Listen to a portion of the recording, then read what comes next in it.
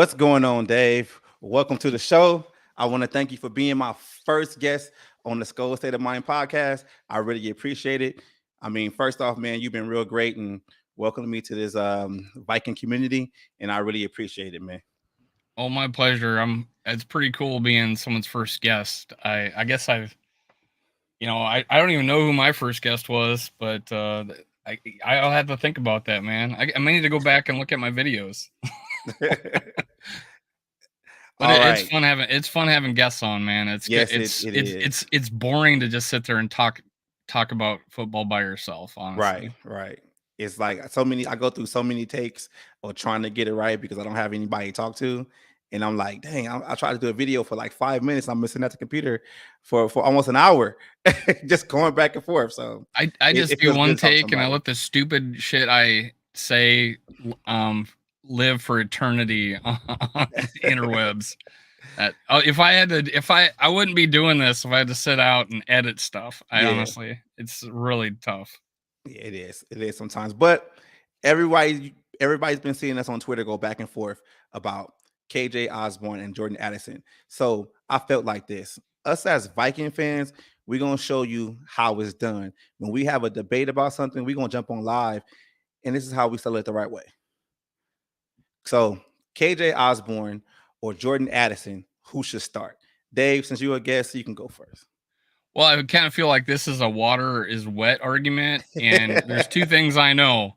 Water is wet, and Jordan Addison is a better wide receiver than KJ Osborne, and I'm not sure why this is a hill you want to die on. I'm dying on this hill, man. I am. I really am. I'm not budging.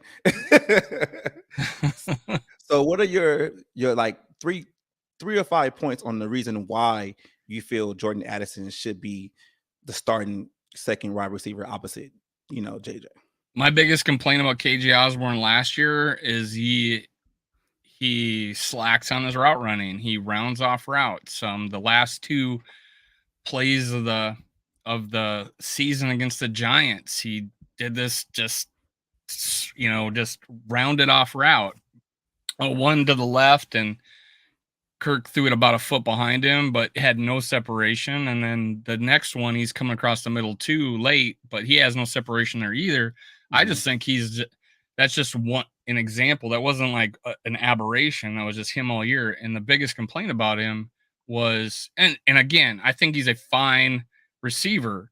He is not a uh, an efficient route runner, and it showed the year before when Thielen went down and he had to be on the outside, and his production went down as the number two wide receiver. That's the number one case, but that's one reason, but the number Okay. one reason is Jordan Addison. And I had my reservations about Jordan Addison. I thought, well, he had 800 yards last year. He had 1,500 the year before. Maybe it's a tougher competition. I don't know. Let's see what he's got. I wanted a defensive player. He comes in, and then I seen him in practice running crisp, crazy routes, and I was worried about his hands. Not anymore. Mhm. The dude, to me, is special, and he's a special route runner. And I think, and I kind of dogged Kevin O'Connell for it when he says KJ Osborne's watching the draft as much as anybody, and he goes, Jordan Addison's a day one starter live while the draft is going on. I'm like, well, he just pigeonholed himself into having to play Jordan Addison right away. Is he ready? And then I saw him in the joint practices, and then the first two games of the year, Yeah, just he touchdown every looks game. special, Okay. and he hasn't dropped anything like unfortunately KJ Osborne like has. like stone hands. Well, I don't think KJ Osborne has stone hands. I just don't think he has the. I don't know. I look at a Jordan Addison and just the way he carries himself, the way he talks. He doesn't care about the cameras. He just walks by the press. He did that to Judd Yeah. in preseason. He doesn't seem to care, and he's just here to play football. And I don't think if you ever been on it, when you ever been on a team, there's always seemed like there's this one guy that nothing got to him. Mhm. And I think may get to KJ Osborne. It doesn't get to Jordan Addison. I think that's what makes him special, along with he's faster than we thought too. Yeah. Okay. All right. So, Dave, everything you said, I agree with. I do agree with that. But as of right now, I feel KJ Osborne should still be the number 2 receiver. This is why. I feel like route running to me is he's an okay route runner. Like he already knows the offense. He's been in this offense already, so he knows the plays. Um, he's a bigger body, so the blocking ability is a whole lot better. I don't want Jordan Addison blocking too much because he's a tiny guy. I just feel like back in the day, like you let players come in, especially even drafted high or drafted first round, they gotta pay their dues. I mean, JJ didn't start first couple of games. Adrian Peterson didn't start. Stephon Diggs, Adam Thielen. The list goes on and on. I'm not saying that Jordan Addison shouldn't be in the starting lineup at some time, but as of right now, we're looking in week 3. I just think it's a little premature to me because I do understand like too like with KJ Osborne, he made a lot of good flashes the past couple of seasons, being a wide receiver 3 when Thielen probably was at the end of his career or in his last leg, whatever you want to call it. But we got to understand too though with KJ now getting, the bulk of the number 2 wide receiver routes or people are game planning against him or whatever, like what happens if Addison goes to number 2 and he can't get open anymore? So let's talk about one of the first things, and someone made this argument too, and about KJ Osborne's a better blocker. Yes. We are the league's worst rushing team in the league. Yes, we are. All right. Is the argument, look how much worse we would be if KJ Osborne wasn't blocking on 2 receiver sets. So that's point number 1. That's true. And here's a question for you. If you're in a 2 wide receiver set, 1st and 10, 2nd and 8, I don't know, whatever running down you perceive as whatever down you perceive as a running down, whatever situation, you as a defensive coach, which are you more likely to put 8 in the box or even 9 in the box with? Justin Jefferson and KJ Osborne out there? Who are you more likely to single cover? KJ Osborne or Addison? Would you be more hesitant to put 8 or 9 guys in the box if you had KJ or Justin Jefferson and Jordan Addison? Right there alone helps the running game. Is the threat that you cannot let single coverage happen to Jordan Addison. Okay. When KJ Osborne has been able to be covered in single coverage, those big plays you're talking about was him wide ass open with nobody covering him because they were doubling Thielen on one side or triple teaming Justin on one side as he's cutting through the seam up the middle with nobody on him. Those were the big plays that that we seen him have, which is great. He's third, again, a great third receiver. Yes, we are lucky to have a guy like that. Now he's a free agent at the end of this year. Yeah. Do you think we're gonna pay him 12, 14 million, whatever the going rate for his type of talent is, or are we gonna let him walk and bring up Jalen Naylor as our third receiver and let let Jordan Addison take over the 2 spot? And that's my biggest thing. Yeah, people with the blocking and the run game, that we might help fix that running game just by putting Jordan Addison out there more. Because who's going to put more people in the box against a guy that's blowing the top off the ball right now? That's true. Or the game. You make a great point with that. I never really thought about it like that too. Of the aspect of that's what I'm here for, man. I'm here to spit knowledge. It's all gold coming out of me, man. Yeah, that makes a lot of sense. Like, because if you basically put Addison out there 1-on-1, he's gonna smoke that guy. They're dead. They would be dead. And that's what happened. That's what happened on that touchdown, right? We faked the bubble screen. The first reads to TJ Hawkinson. Our coaches said that in a press conference, but Kirk was able to see the safety come down, so he goes to Jordan Addison, who was streaking, and he was able to step up and do that. But that was a TJ Hawkinson play. It just so happens that Jordan Addison's a second read if if that guy drops down, and it worked perfectly. You cannot teams aren't going to do that, No. and TJ Hawkinson's going to be open on that play. Right. So that's my thought process there. Okay. My worthless opinions in here. Here's one of his comments right here. Yeah, I know he would agree with me. Seems like he does. But I get everything you're saying, Dave. I'm just saying, right, as of right now, let's just let it play out a little bit. Just let it play out one more. Maybe the fourth game. Maybe this against. Tomorrow he starts a little bit more. But let's talk about the snap count with this. KOC led offense. Does it really matter who's number 2 or number 3 as long as he's getting legitimate snaps?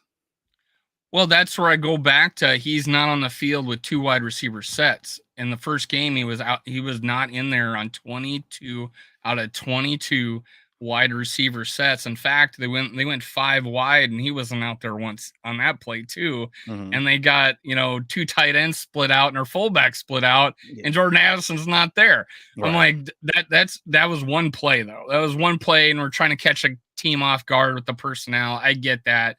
I'm not going to blame that one play, but 22 plays. That's put him out there 11 of those. Make him give him those opportunities, and that's what I'm talking about. Not all those snaps. I know he was. I said he was in 70. I think Jordan Addison was on 76 snaps, but 6 of 76. Them were run. Six were run plays. Mm-hmm. Right. So he's only out there on 6 run plays. So a team's going to see that and say, okay, Addison's in the game. They're not running the ball here.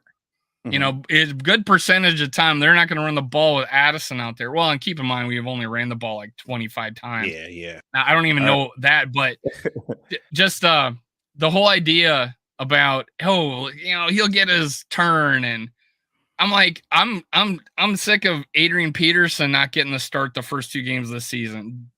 Diggs not dressing the first 3 games of the season, not even dressing, and then he comes out the 4th game and 100-yard game, and then Thielen not even getting any significant playing time until year 4, and the only reason was because Diggs gets hurt. And what does he do? 100-yard game, and then to top it all off, the best receiver in the game was biding his time behind a guy named Olabisi Johnson, who never got another contract anywhere else.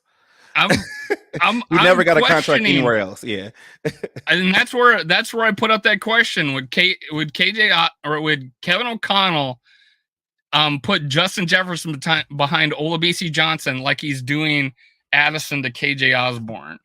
And one person that commented says it's not like KJ's Osborn's in there instead of Addison.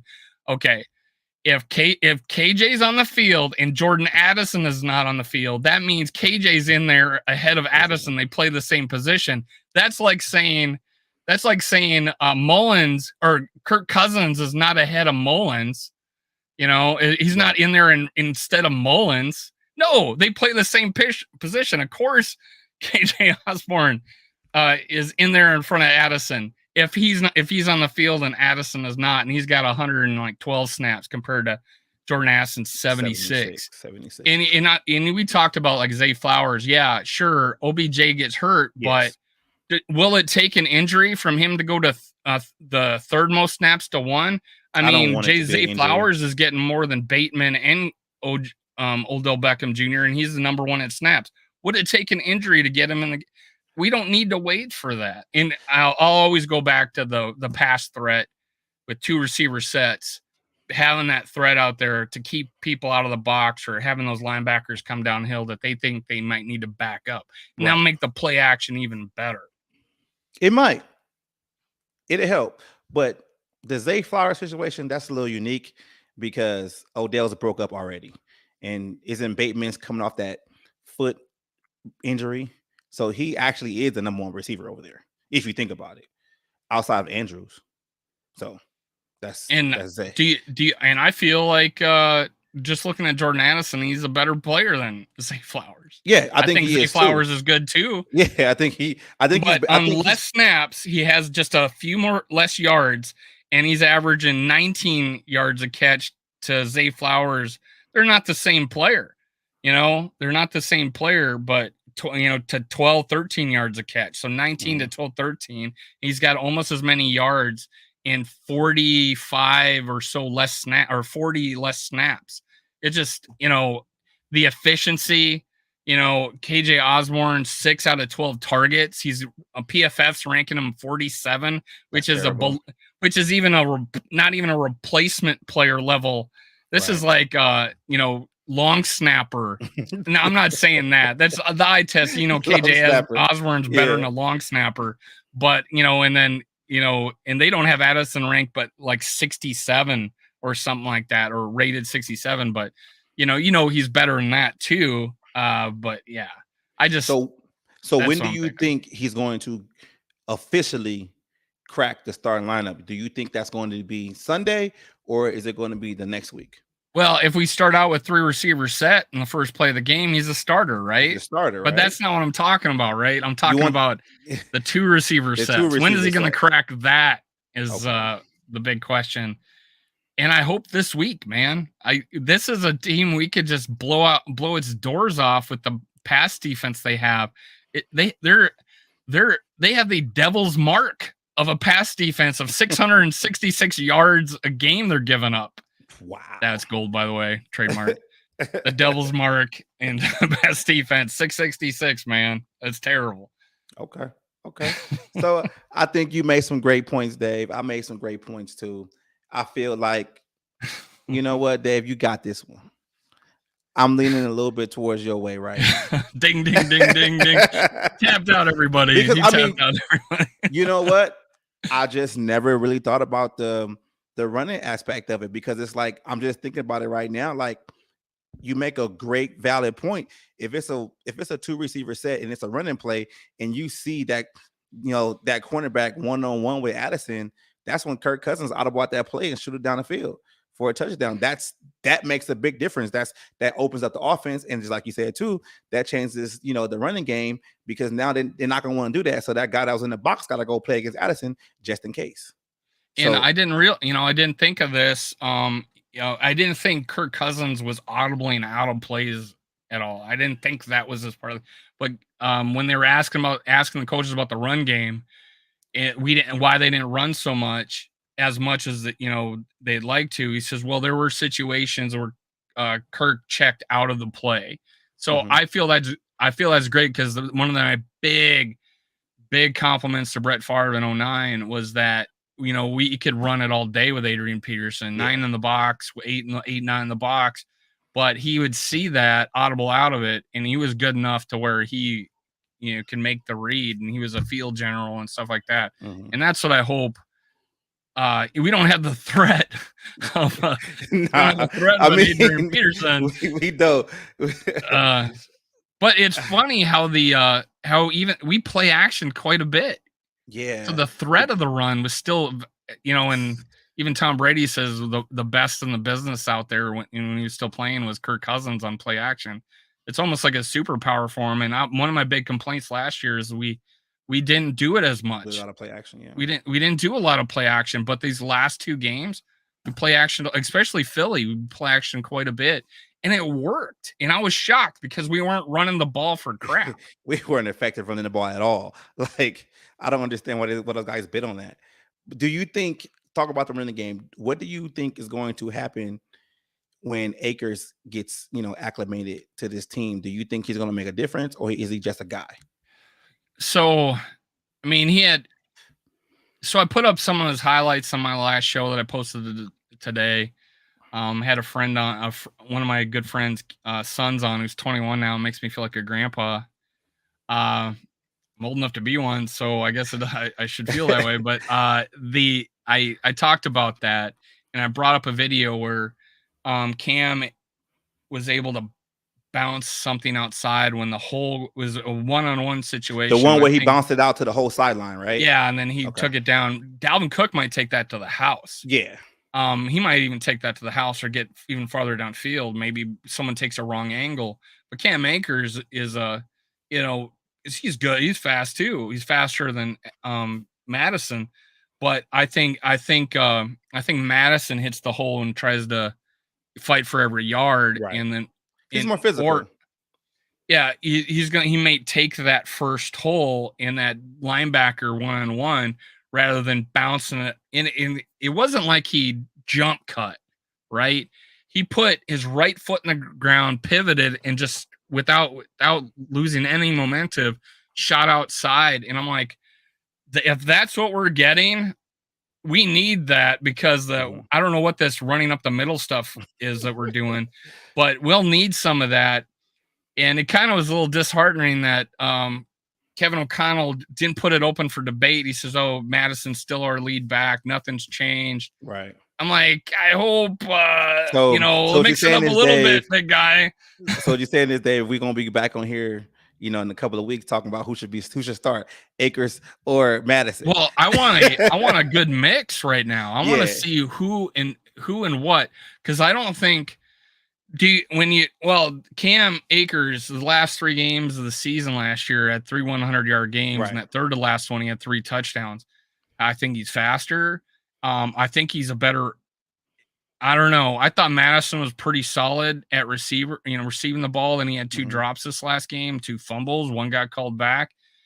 So I'm not going to judge him off of one game, because the first game I thought he fought for every yard, and we don't get a touchdown if it wasn't for him, So I like him, and maybe, and I had a hot take that he had 1,000 yards, and his dad, when I saw his dad at Skullfest face to face, I've had him on my show a couple times. I said, "2's going for a Hondo today," and we went for like 30 yards. And I feel bad now that I said that. Number 2 is going for a Hondo today, and it didn't happen. But I still, obviously he's part of this. He's going to be part of the solution, I think. But you know what?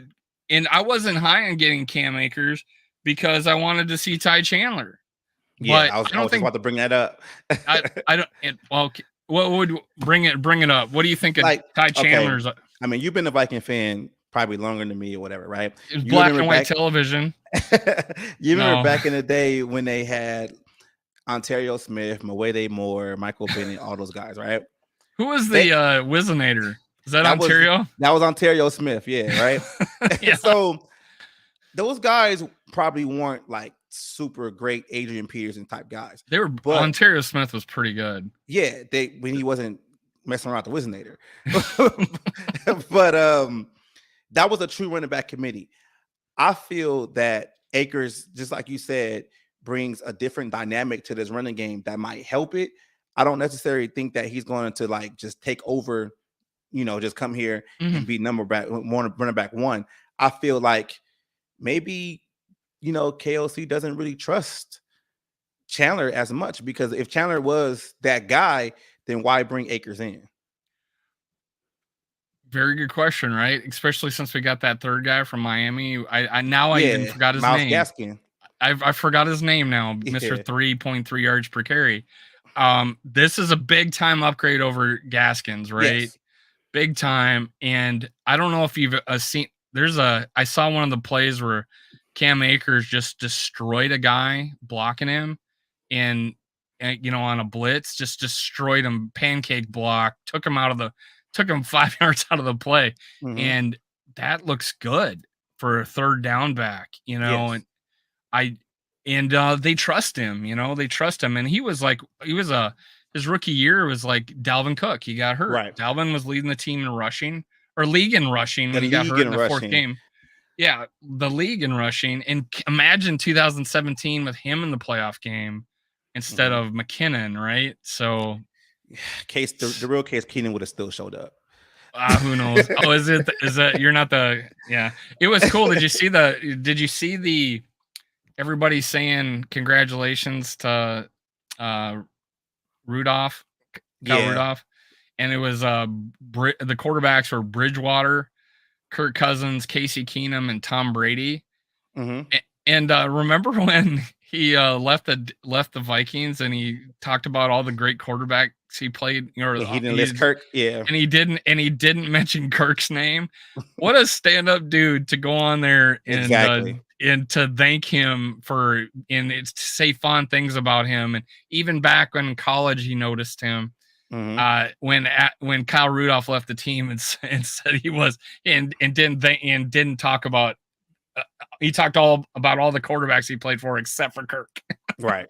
Because Kirk's a stand-up dude, man. Like, Yeah. that's just who he is. I like Kirk, man.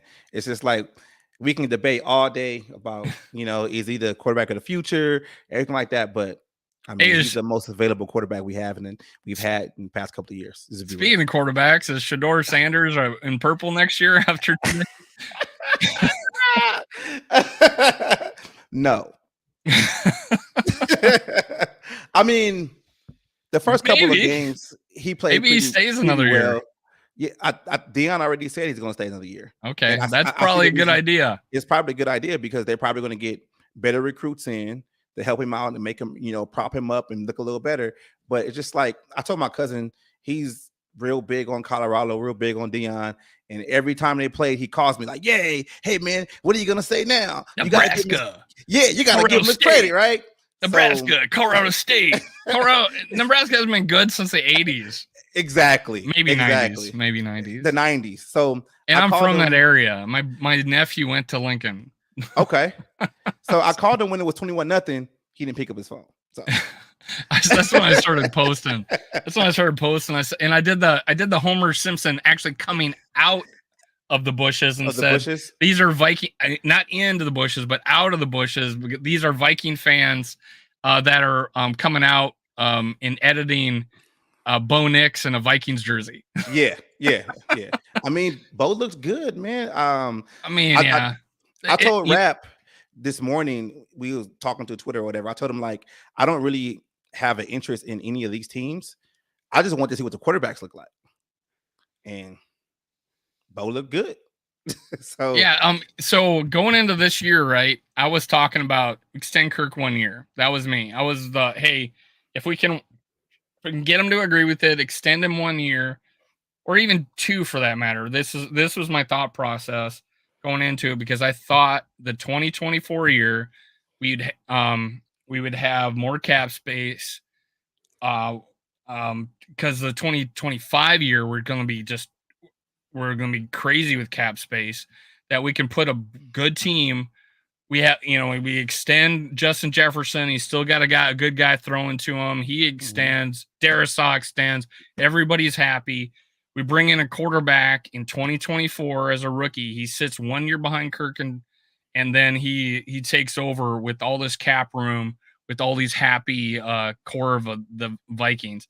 And my thought process was because I thought it was a deeper class coming out 2024 than 2023, and none of them are in, and they're not all a bunch of midgets. They're not all a bunch of midgets.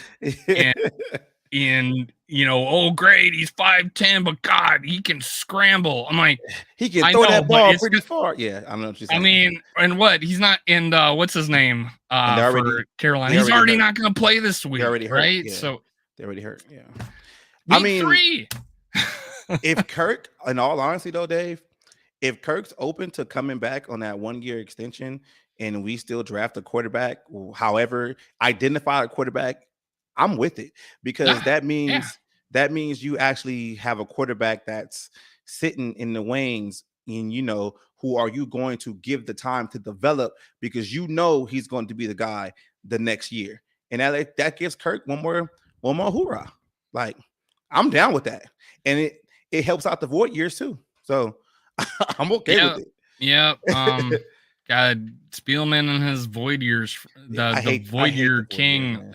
It was crazy. For the longest time, it was like, hey, look at Spielman. We never have negative cap space. We're always going to be okay. And then then we go, 2020 happens. He's like, oh, time to save my job. Let's put void years on everybody. Right. But hey, that's one of the reasons why I'm on the Kwesi side rather than the fire side everybody's talking about, is because he has navigated the salary cap hell and brought in guys like Murphy. We're not going to talk about Davenport and big zero. and Oliver. Josh Oliver looks good, right? Yeah. Murphy looks good. Yeah, but nobody wants to talk about that. They want to talk about Davenport not playing yet. But that's a 1-year contract. Thank God it was a 1-year contract. He's but going. The other after two this season guys anyway. are longer contracts. Right, they did. They're gonna be. It was a risk. It's not working out so far. He's a good player. Just get freaking healthy, man. But that interview did not. That interview. It was kind of cringy, right? Yeah, I want to like. He's like, yeah, like, you caught me sideways. I'm like, oh man, that did not. Did not boast confidence in me, man. It didn't boast confidence. It didn't look good at all. Yeah, I hope he plays. I just hope, they can actually give Danielle Hunter someone on the other side that can have a consistent pass rush. But if it doesn't work out, just like you said, it's only for 1 year. And that's one of the things. The same people are like talking about Davenport. So, Kwesi screwed up getting Davenport. Well, did he screw up, keeping Danielle Hunter around? Because he was hurt for 2 years and played only 7 games. Did he screw up with that? Because Danielle Hunter looks like the same Danielle Hunter, Yeah, Dave, some of these fans aren't patient. They don't want to see it out. Like, it's just like they just don't want to see it out. And it's kind of like I get like, damn, like, why would you say that? And it's just like that, you make no sense. And it's like, I gotta dial it back sometimes because it's like, well, they're just not looking at the big picture, man. Like, they're just looking at it right now. Like, okay. I gotta hold my tongue every time Too Evil to Hope types something. Is this just not patient? Anything else you want to go through, Dave? Because I know you got a busy day, man. Man. Now I'm talking Vikings and I'm like into it. Okay, let's talk about the defense. All right. I made a comment on forgot whose post it was. I said something crazy like, did you go, huh? Question mark like you did me? I'm like, what a dick move. That's man, I'm like, huh? What do you mean, huh? It was in English. But your grammar was kind of mixed up too, though. I was like, what is he saying? Like, okay. But okay, go ahead. It was I said DeFlippo and Brian Flores are the same person. What do you think about that? DeFlippo is the offensive coordinator. I know, right? But what are you saying? Like that was like fool's gold kind of thing, or like you remember when DeFlippo was brought in here? He was brought in here to fix the offense, and the offense was gonna go down the field, and he just basically wanted to be pass happy, and he basically got fired because he didn't listen to Zimmer for running the ball, right? I think. And then the next game after he got fired, we ran for over 200 yards. Yeah, exactly, right? Dalvin Cook had 600 yards rushing that year. I'm just thinking, like, with Flores, he's good D coordinator, but is he more motivated to become a head coach, or does he want to really fix this defense? Because DeFlippo's thing was coming in here, getting his offense together, and basically becoming a head coach. Stepping stone. Yeah, because like the year before, Pat Shurmur got the New York job. So, it was kind of like, is he just wanting to say like, well, I can stop the pass and not even focus on stopping the run? Is it In the Zone talking to me or you? I don't know. I didn't even read it. He said I always say something great. Right? I do. You got to be talking about him because of the headline. You got to be talking about him. But this is my take on DeFlippo. He wasn't calling the plays, right? I don't think he was calling the plays. It was the head coach was calling the plays. So we got the offensive coordinator in name only, kind of like KOC in name only as our head coach. We were getting the guy, the quarterback guru guy, supposedly, right? And he's offensive coordinator, but name, he wasn't calling the plays. So we got that guy who turned out to be just super pass happy. And we had 2,000-yard receivers for the first time in years. Oh, I don't know where DeFlippo's at. I think he's still in the league. I think I seen him around. I remember hearing his name, but stopped him from getting the head coaching job for real. Yeah, that's totally screwed that. Now with Brian Flores, he wanted to coach so bad that he went become a linebackers coach. Right. In Pittsburgh last year, right? So he took a huge step down, not even D coordinator. Yeah, he went and took that job. And then with us, instead of sticking in the swamp of hell that's called the Cardinals, he decided to step out of that head coaching race to take our job, Right. which I think he again, I think we're a destination franchise.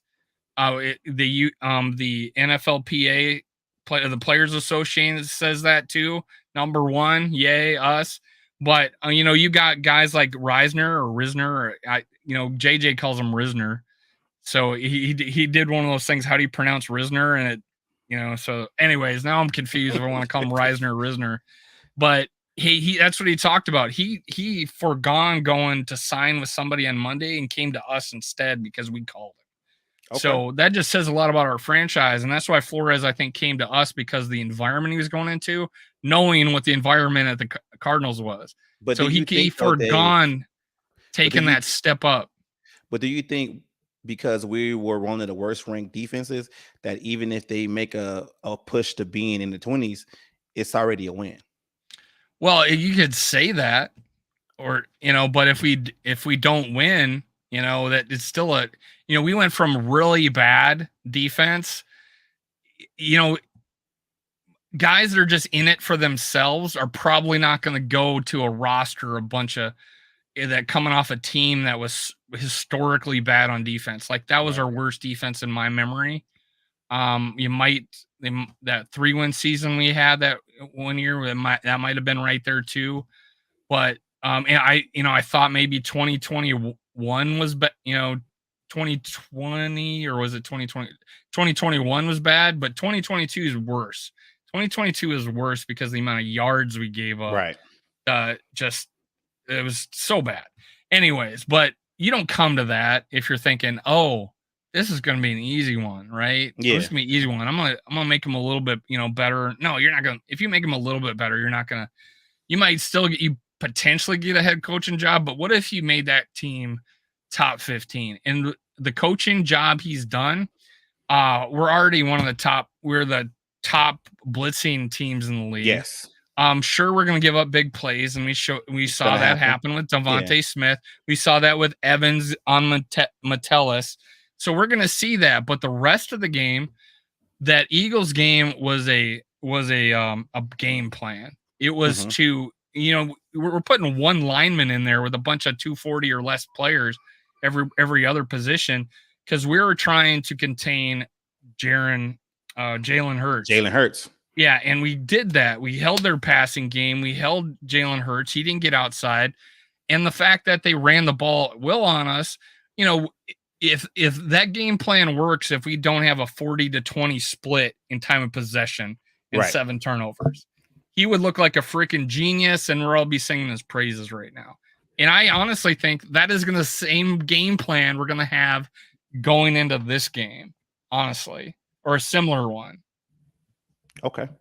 So you think Flores is going to stay here a little longer than just 1 year? Oh no, if we turn this around, if we turn this around, I think he's a rental. And I think we knew that. Yeah. But what I hope is that he's mentoring somebody to come in here. Yes, man. Yes. I hope so too. And KOC, they another good thing is that on the third preseason game, Kevin O'Connell let his guy call Wes. Let the OC call the plays, and then Brian Flores let someone else call the plays. It was just funny because the offense looked better. The third game. Yeah, Wes Phillips. Wes Phillips. So, I'm not going to say anything. Go ahead, Dave. Well, hey, some people, I really like the play calling this last game more than I did against the Bucs. Okay. The Eagles. Okay. A lot better. No tight end screens.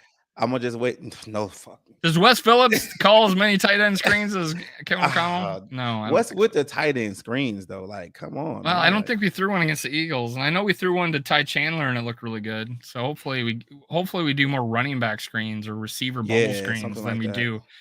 Cam Akers might be perfect for that. Dude, can catch and he's quick and he's tough and he's a all around back. He's a 3-down back, and I'm liking that move. Yeah. Okay. Okay. All right. Yeah, my worthless opinion. Who knew that we would have so much chemistry on this channel? Dave and Dave show. There you go. Okay, so with the defense though, do you think Lewis Seen is ever going to crack the lineup any way possible besides special teams? So I posted that, I replied to someone who posted on my one of my videos, and he called Lewis Seen a bust. And I says, I don't know what it would have been like for me if I had a leg bone sticking out of my skin. Yes. So I'm considering this year one for him. Yeah. And we'll talk about it next year. Next year, yeah. When Harrison Smith probably is not on this team anymore. I don't think you can play them two at the same time. Yeah. I don't think you can play him and Harrison on the field at the same time. Because I also wonder, because we got geez, who's I just can't Cameron Bynum playing so well that he can't play in front of him. No. Now Metellus had a rough game against Philly and he got burnt against it. But he does more good than bad. Right. And I was really high on him. I wanted him to start over Cam last year because Cam Bynum wasn't, he made a couple big splash plays, but he was rough last year. But Cameron Bynum stepped up. One thing I liked about him, he listened to Patrick Peterson. He listens to Harrison Smith. These guys told him where to stand, what play was coming. He learned from them, and he took it and ran with it. And he's showing this year, right? But he can't start in front of those two guys. He can't start in front of Harrison Smith, and God knows, I guess he can't start in front of Theo Jackson now either. I'm okay with it though. Like when it comes to Lewis Seen, just like you said, the guy, what did he have, like a compound fracture last year? The compound part is where the bone actually breaks the skin. That's exactly what the compound part of it means. And then he had to stay over there for before he even came back to Minnesota. And I understand on his birthday. Yeah, like the kid just been through a whole lot, and I just feel like we got to be a little bit patient with them because, just like you said, this is basically year one. And in actuality, too, if you feel like Donatel's defense was that bad, did he actually learn anything? Yeah, if it's like it's year one for year one for him right now. Lewis Seen is an athlete. He's if he's on the field, he might be the fastest guy on the field. Yeah. The thing I had the preseason, honestly, people were dogging him, but he actually was flying around, man. Yeah, he was. He was flying around. He was sacrificing his body. The only thing I complained about is he wasn't wrapping up. Yeah. But he did better as the preseason went along.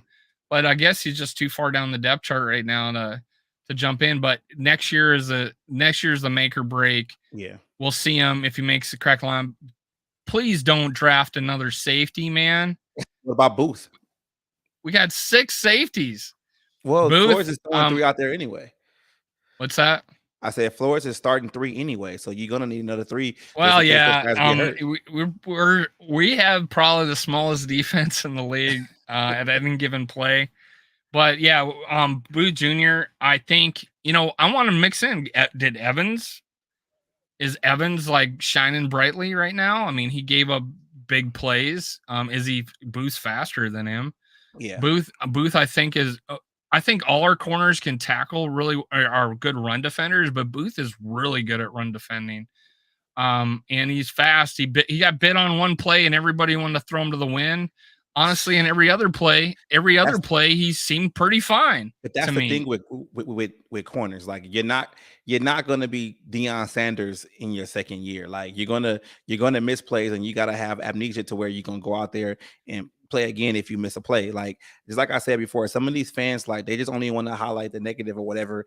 Guys gonna have to get beat to learn not to get beat, and that's how it has to go sometimes. And I think he's got a short-term memory, man. I don't think he lets one play drag into the next play. I feel like he's got that, to me, a Jordan Addison like mentality. I think that's the type of player he is. Is he just? And again, he was hurt all last year. Right. And I felt like this is year one, and it just so happens a Blackman right now is ahead of him, and Evans showed up last year, has got more experience. You're going to go with the guy you're more comfortable with, like KJ Osborn over Addison. Right. You're more comfortable with him right now. But yeah, it's just one of those, again, who you're more comfortable with. Those, that draft class isn't looking so good right now. You got Lewis Seen 6 on the depth chart. You got Booth 5th probably on the depth chart. He's the only guy who's probably ahead of is Najee Thompson. And then you got everybody want Ed Ingram thrown out with the bathwater. Then you got Asamoah, less snaps than Pace, and only had 2 the first game. Then Evans is the only guy that's starting, and then you go to Ty Chandler, who's getting bumped by 4 Akers. plays a game, 4 plays a game, and maybe not anymore. Yeah. And then you got Naylor, who's on the IR, who I really love, and I think he's going to be a big feature for us. And then Muse isn't dressing. So what a draft class, huh? Oh man. Hey, we need backups too. We need backups too. So get a whole draft class of backups. So let's talk about the Reisner situation. What happens if he isn't good? Reisner? Yes. He's good. He can pass block for sure. Okay. I talk about this all the time. It's kind of I don't know, I feel stupid saying it now, but he's got what they call independent hands, where when he's pass blocking, you put one hand on the guy, and the guy tries to chop it down, he brings the other one up, and he brings the other one back, and he continues to block. When guys will just do this the whole time, get them both chopped down and get burnt. And I think one of those things, he's got a great attitude. They talk about that he's not a good run blocker, but the videos I've seen, this dude's looking for the next guy to hit. His head's on a swivel. He's running down there besides the running back, waiting for if there's a cutback. And so the guy gets tackled, he's picking him up. That's the type of player he is. So with the run blocking, I just thought of this right now. He was in Denver last year, right? Yeah. Didn't they just cut Melvin Gordon last year because he was stinking it up? And then the running back before him, I think Javonte, didn't he get hurt? Their starting running back, that rookie. Yeah, that rookie, he got hurt. So basically he was blocking for the third string running back.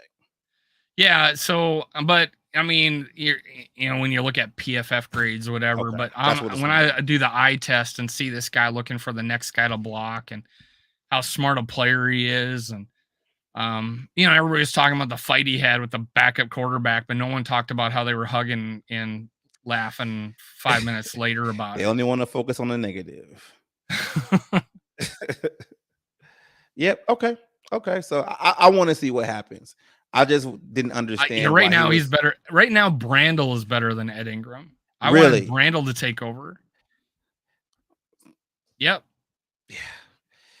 Brandel's better than Ed Ingram. He's a better player than Brett. That draft class is not looking pretty good for Quasi. It's kind of crazy too, because he's 6'7", and now he's moved to guard. Crazy, he's big. We got some tall linemen. We need some tall. I'm pretty impressed with Cleveland right now. He's better this year than he was last year pass blocking. So I felt like there's improvement there. Schlottman's not that big of a drop off from Bradbury, but it's really not. But Bradbury's smarter and knows, probably knows the line calls better and all that. So that's where the difference is. And you cannot have Schlottman and Ingram in the game at the same time. That's why I feel. That makes sense. When is Bradbury do the comeback? Like they were talking about almost like game time decision this week. Sunday, right? Because I saw he was limited in practice. It wasn't a DNP. So basically he's doing something. I'm just worried about the back though. Like the backs are tricky. Like you can when they re-injure that, and that's from a car wreck too. It sucks. Right. No, non-football injury. Non-football injury. Just when is what is the Chris Reed? Yeah, when is he scheduled to come back? Because he's on a 4-week IR, so he should be back week 5. So I guess, yeah. And I think you have to activate him within like 2 weeks. Mm-hmm.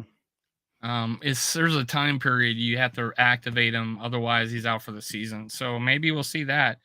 I mean, I really thought, I was really excited the fact that our rookie beat out Reed, because I was happy with him coming in to play right guard for us.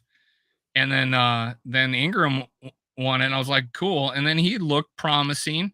It was just there were Bonehead plays moves. that he didn't look promising, but most overall, I thought he was progressing throughout the year. But then the preseason game, and then the first game, and honestly, I didn't even bother looking at the Philly game, and seeing how well he did there. But they on Twitter, someone showed, and I even shared it. He stonewalls a dude, and he does that. But that was one-on-one, head-to-head.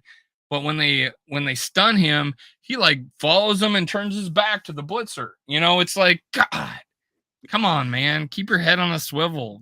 I think Reisner picks up that blitz. Right. So we're bringing Reisner in, another starting caliber guard. Do you think that helps Ingram develop a little bit more, even if he does have to go, to the bench for a little bit? I mean, sometimes we'll find out what kind of player he is, whether or not he sulks and moans and regresses. And if he's that type of guy, then he's not the guy for us, right? Yeah, he's not the guard for us then. Yeah. So, okay, cool. But I'll take him as a backup for now. Yeah, I would too, especially with all the injuries, going on. Is Darisaw going to play Sunday? It looks like it. He's not on the injury report. Kevin O'Connell said he's not going to have an injury designation for Sunday. Crazy. Okay. I didn't expect that. Me neither. Me neither.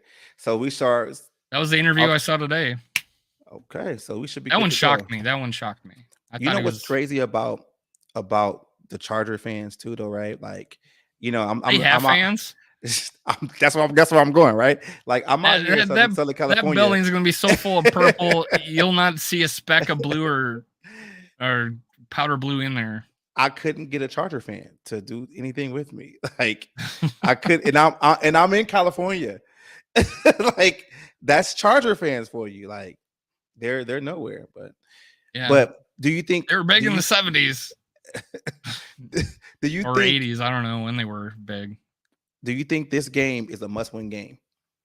So I put it on a scale because our division's pretty weak, right? So, Tom Brady went to the playoffs last year with a losing record. But so I think it depends on what the other teams do, right? They went trifecta of losses last week. But for me, I'm putting it at like 8 out of 10 as a must-win game.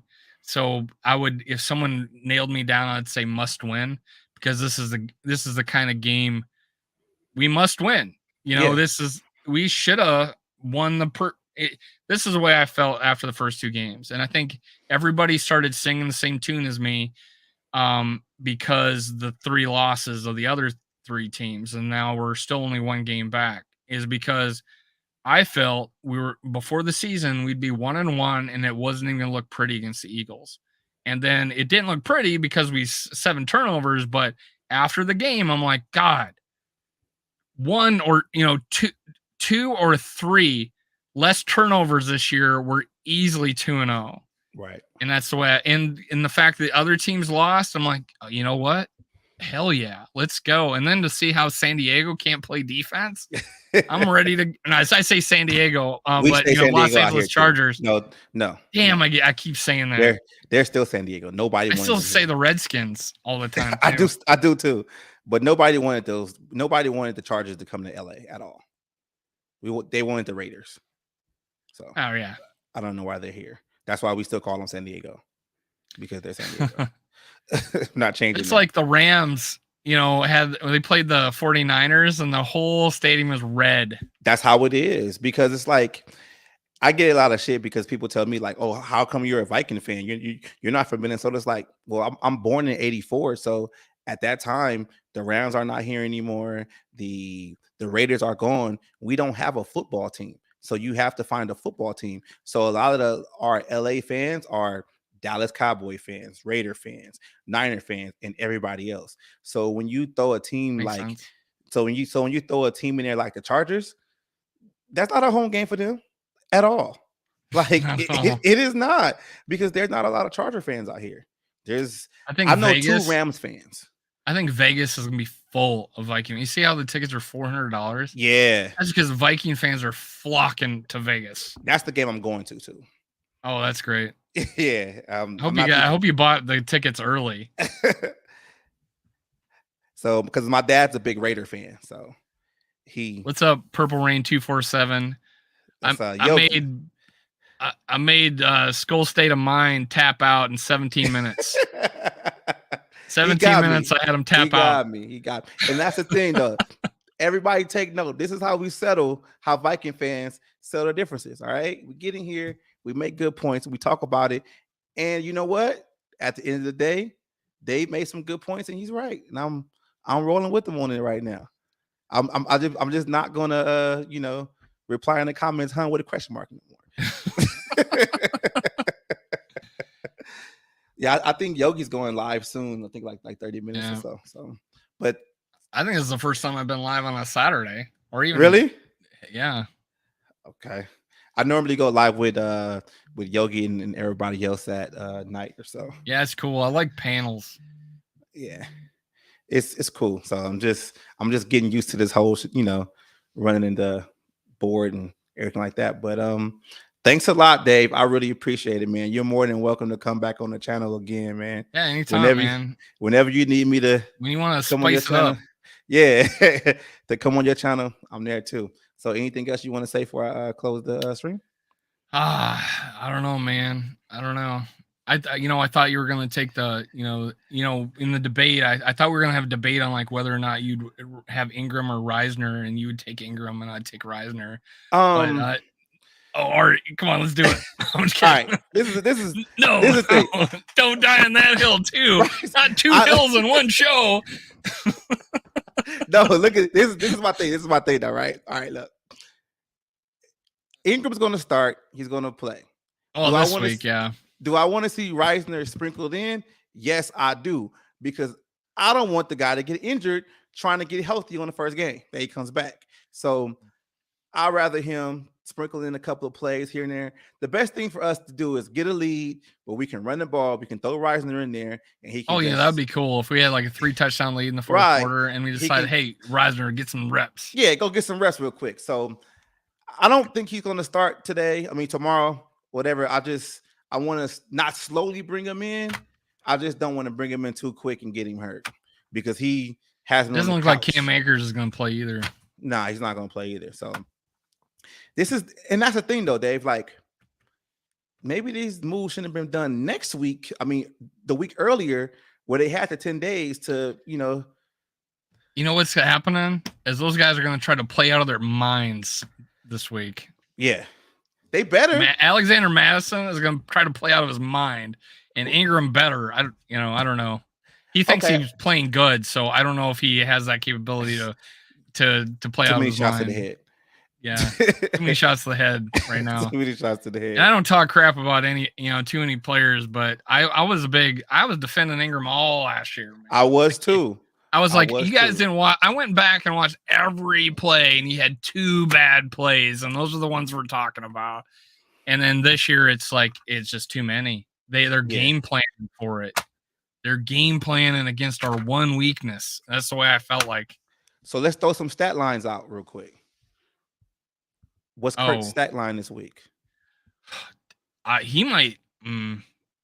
This may be one of those situations where we are dominating so much that we call off the dogs, right? That he doesn't get 400 yards. But if it's close the whole game, he might get up there. But I'm thinking he at least has 300 yards. 300. I think for sure he gets 2 touchdowns, if not 3, because again, our running game. Right. You'd have to get to the goal line, and then do we punch it in?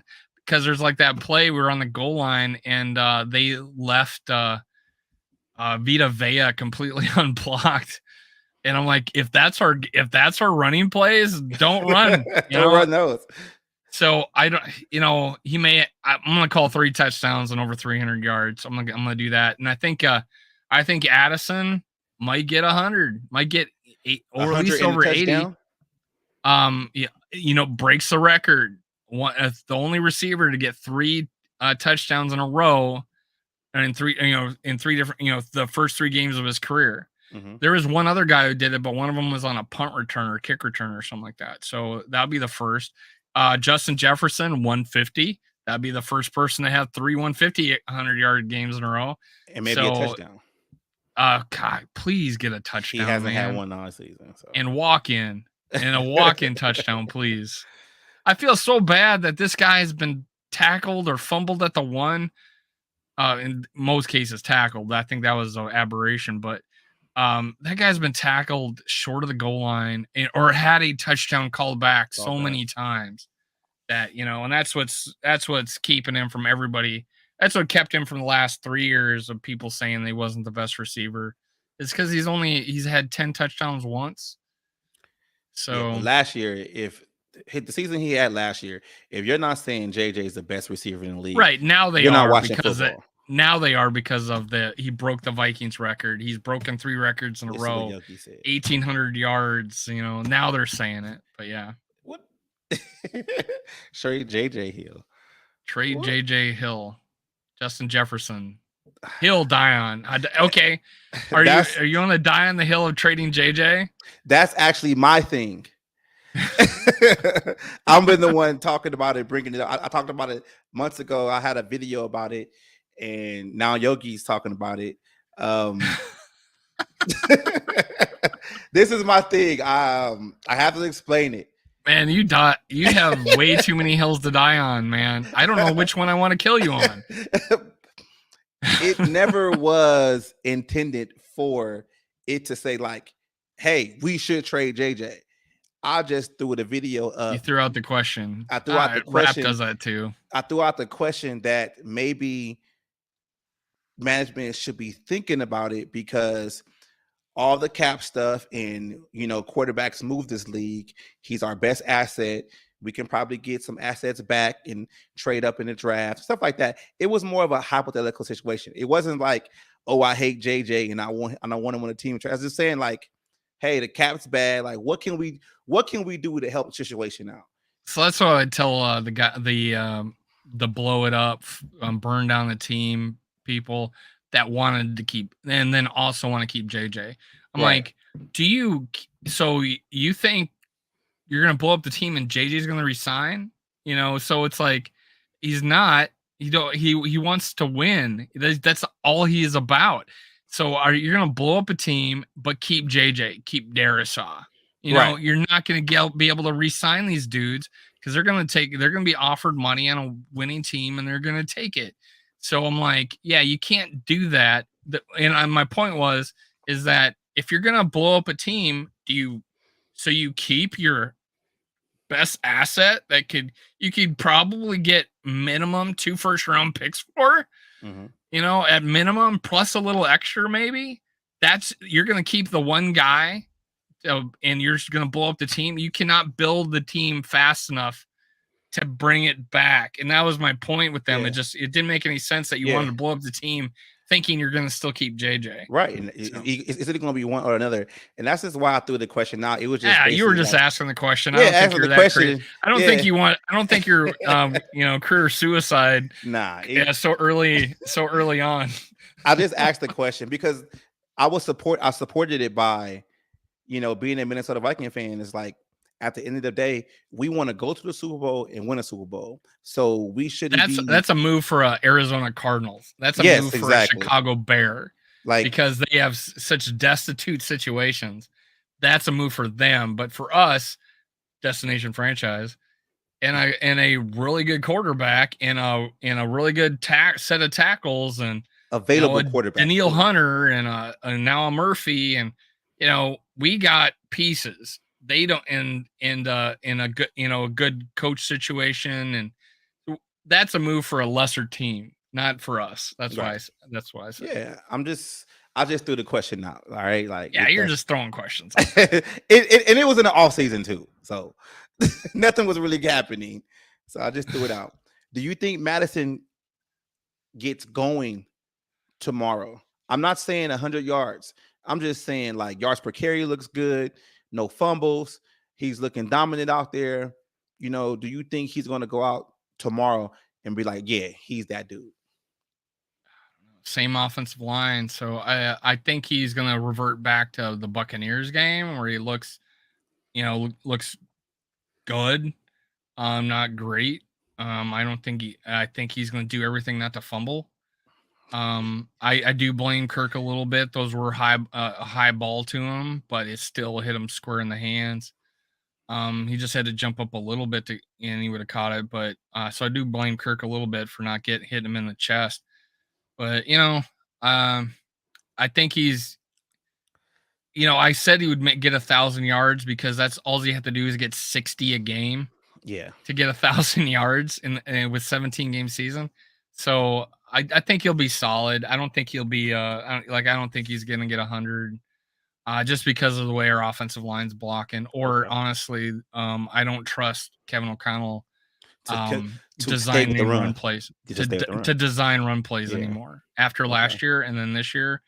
Dalvin Cook saved us a bunch just because he broke a couple, right? Or broke a few. Getting tackled behind the line of scrimmage constantly and just no holes. I thought we were gonna fix that this year, and so far it's not. And these are all guys that grade out the run, right? Right. What we got? That's what we're supposed to be able to do, and we're not doing it. That was the thing we weren't worried about, and we're worried about it. Can't do it. So, come on, Kevin. Come on, Kyle. I think he gets 100 tomorrow. There it is. I hope so. That'd be awesome. I'm going to say if that means we're ahead and we're running the ball and we're killing them. Yes, that's what I'm talking about. I think he gets 100 tomorrow, and water under the bridge at that point, and then everybody's fine. Everybody's happy now. Let me see. What's this lies? Yeah, and that's a good point. We faced two really good D lines. Yeah. And this, even though they got Bosa and what's his name? Khalil Mack. And Bosa has a hammy.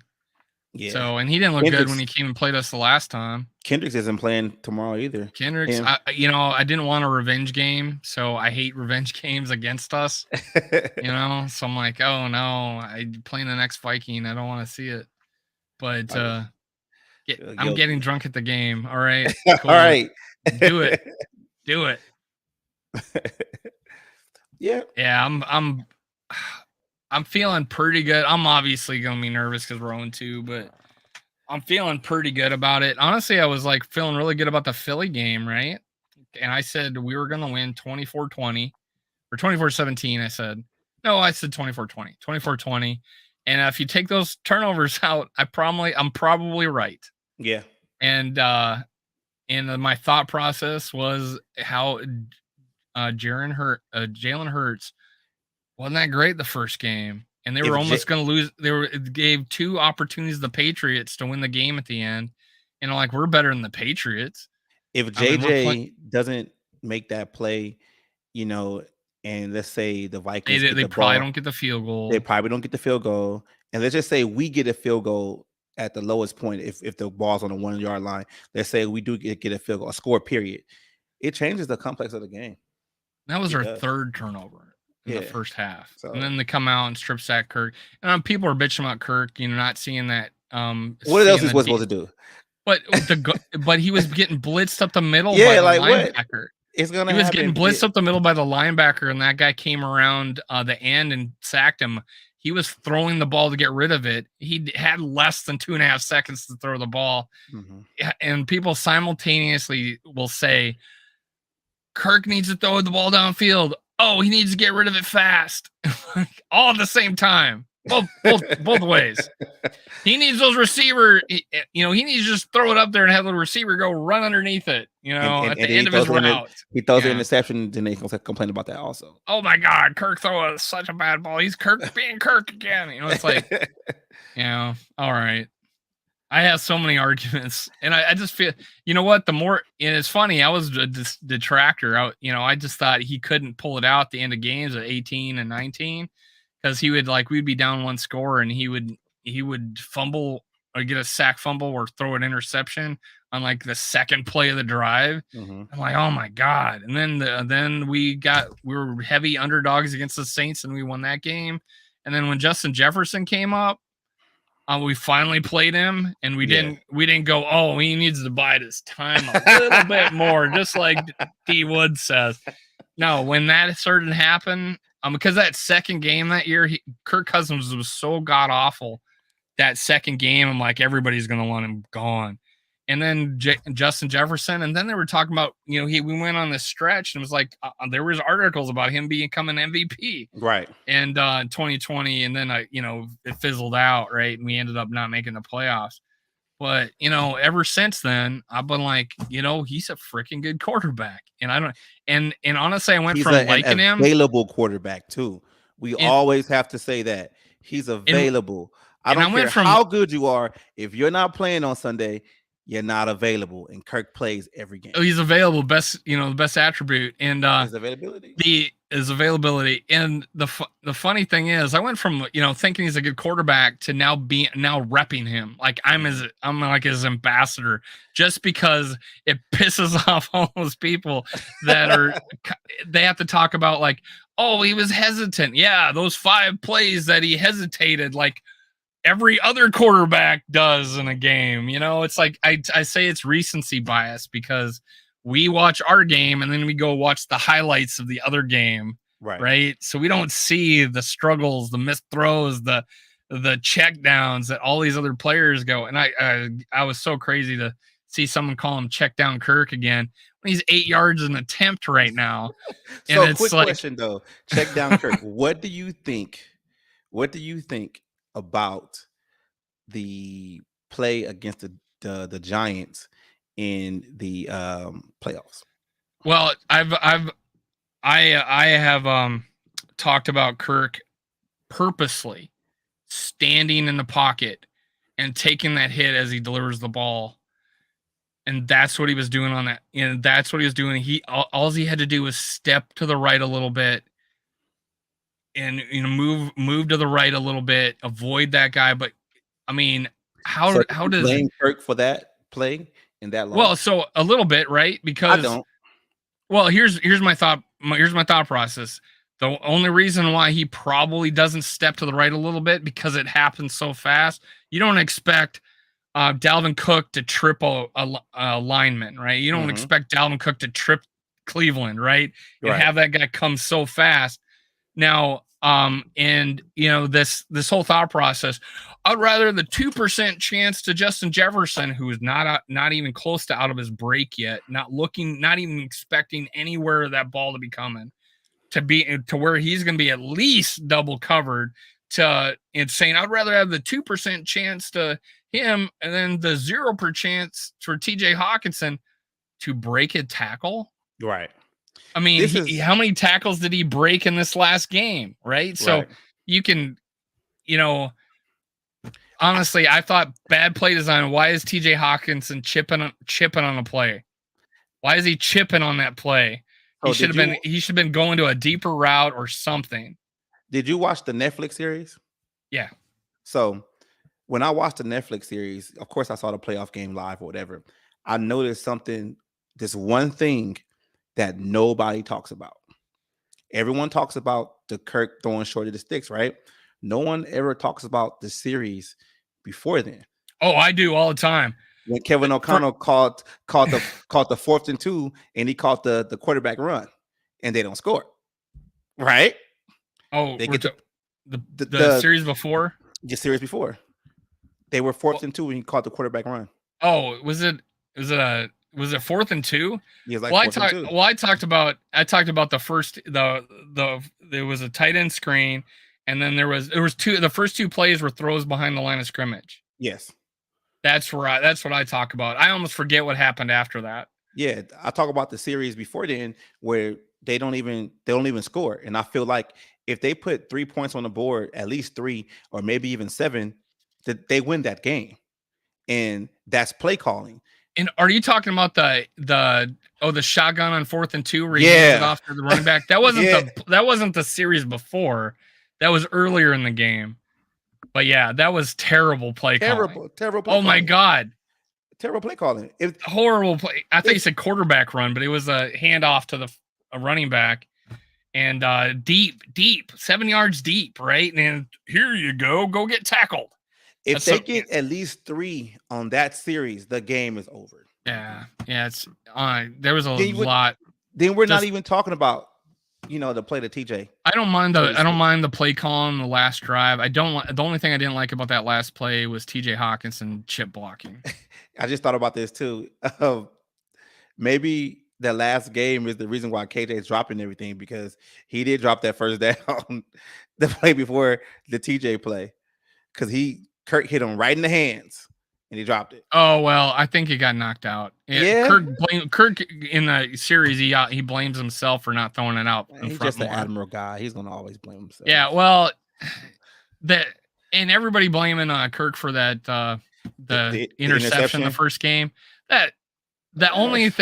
Only reason that's interception because that's the rule. Yeah, right. That's the rule. But how does that defender go around KJ, scoop it out with one hand, and then how does that happen? I mean, is that guy that much stronger? Right. I think that if that's Adam Thielen's got he's catching it and rolling, catch and roll. Because how close it was, all he has to do is break the plane. Sit down. He's probably breaking the line. That's it, and it's touchdown. And then we're talking about. But then I got Kirk hesitated. No, he pumped to TJ Hawkinson on the first read, and then he sees KJ coming.